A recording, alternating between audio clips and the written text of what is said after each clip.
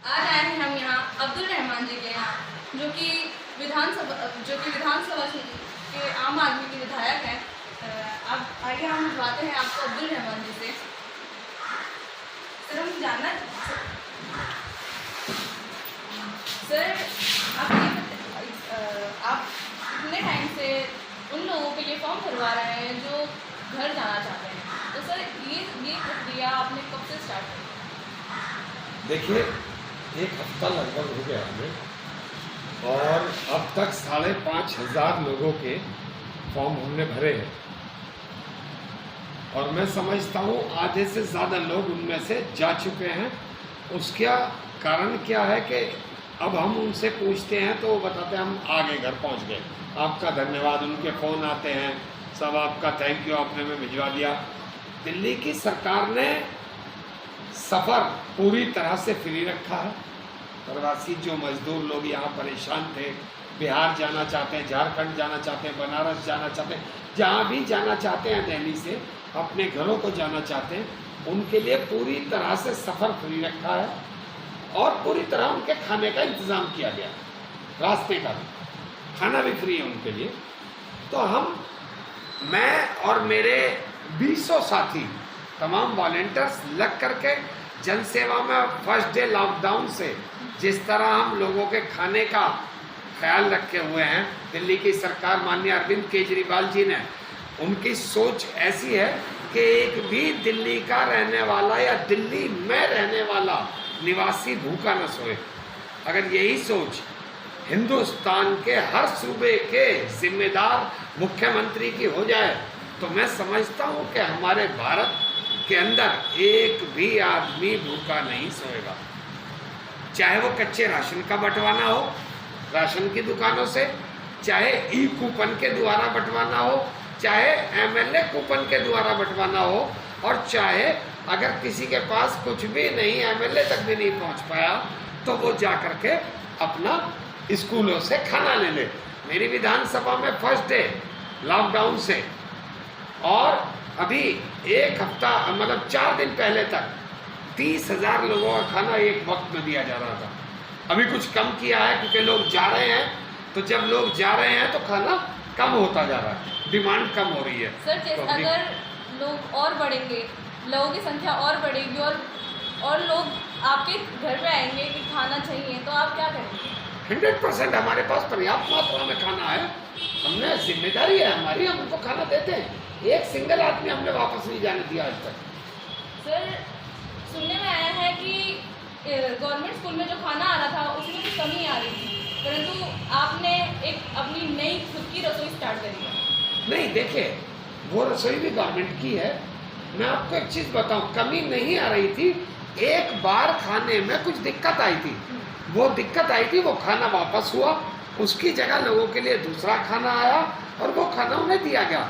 वो कमी भी क्या थी कि एक जगह बड़ी किचन होती है जहाँ से सप्लाई आती है, और उस बड़ी किचन से उन्होंने गरम गरम चावल एकदम उसके अंदर डोल के अंदर भरा और डोल का ढक्कन बंद कर दिया।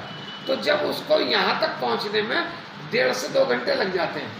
अब वो हमारे यहाँ बढ़ने में भी आधा घंटा लगा। 2.5 घंटे बाद जब खोला तो उसमें हल्की सी स्मेल पैदा हो गई, क्योंकि उसको एकदम लॉक कर दिया गया, बिल्कुल स्मेल पैदा हुई। तो वो खाना वापस किया गया, उसकी जगह दूसरा खाना आया।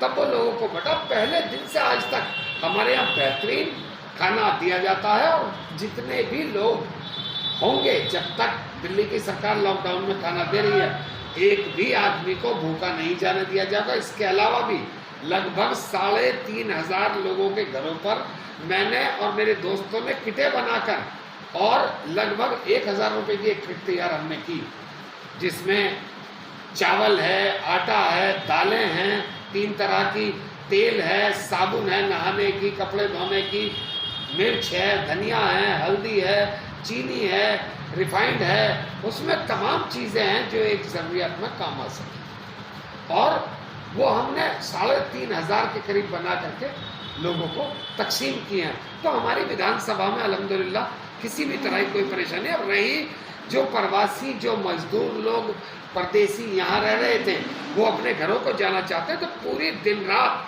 मेहनत करके पूरी सीलमपुर विधानसभा के वॉलंटियर्स और मैं खुद बैठ करके इस काम को कर रहे हैं कि एक भी आदमी ऐसा न रह जाए जो अपने घर जाना चाहता हो और पैसे ना होने के कारण वो न जा सका हो, उसे घर भेजने की जिम्मेदारी हमारे मुख्यमंत्री ने उठाई है। हम उसे हर कीमत पर पूरा करें।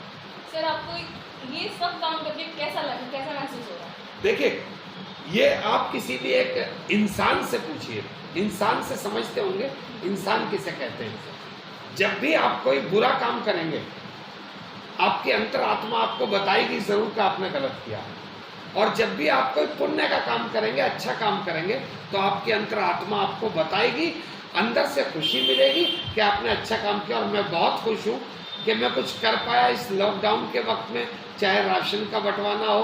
हालांकि मेरे मुख्यमंत्री का सर पे हाथ रहा, पूरी दिल्ली के सर पर हाथ रहा। अरविंद केजरीवाल जी का जितना धन्यवाद करूं कम है, क्योंकि उनकी वजह से हम लोगों की इतनी सेवा कर पाए। चाहे कच्चे राशन का दिलाना हो, कच्चा राशन देना हो, चाहे खाना स्कूलों से बांटना। कल के लिए भी हमने स्पेशल तैयारी की है एक स्कूल के अंदर कि हम लगभग 4000 लोगों के लिए खीर बनवा रहे हैं। और खीर बनवाएंगे, पूरी बनवाएंगे, बहुत अच्छी पूरी बनवाएंगे, पनीर मटर और आलू की सब्जी बनवाएंगे और उनको बिठा करके खाना खिलाएंगे। सर इस ईद पे आप लोगों को क्या पैगाम देना चाहेंगे? देखिए, मेरा एक ही पैगाम है और वो ये है कि अमन और भाईचारा कायम करते हुए सोशल डिस्टेंस का पालन रखें। ये बीमारी एक अजीब सा रूप लेती जा रही है। गवर्नमेंट ने हमें कुछ हिदायतें दी हैं, हमें उन्हें मानना चाहिए। गवर्नमेंट हमारे लिए कर रही है, चाहे वो भारत की सरकार हो या दिल्ली की सरकार हो, वो हमारी भलाई के लिए कह रही हैं। हमें सोशल डिस्टेंस का पालन रखना है, हमें अपने चेहरे पर मास्क लगा करके रखना है, और हमें ख्याल रखना है कि कोई भी ऐसी लक्षण अगर हमें नज़र आते हैं, चाहे वो सूखी खांसी हो, चाहे वो ज़ुकाम हो, चाहे वो फीवर हो, चाहे वो लूज मोशन का आना हो, तो ऐसे कोई भी लक्षण अगर आपको नज़र आते हैं तो आप तुरंत अपने नज़दीकी अस्पताल में दिखाएं, अपना कोविड-19 टेस्ट कराएं, कोरोना का टेस्ट कराएं, और आप सुरक्षित रहें। आप सुरक्षित रहेंगे, आपका परिवार सुरक्षित रहेगा। परिवार सुरक्षित रहेगा तो गली मोहल्ला आपका सुरक्षित रहेगा, और गली मोहल्ला सुरक्षित रहेगा तो हमारा सीलमपुर विधानसभा सुरक्षित रहेगी, और अगर विधानसभा सुरक्षित हो गई तो पूरी दिल्ली सुरक्षित हो जाएगी, और दिल्ली सुरक्षित हो गई तो इंशाअल्लाह पूरा भारत सुरक्षित हो जाएगा।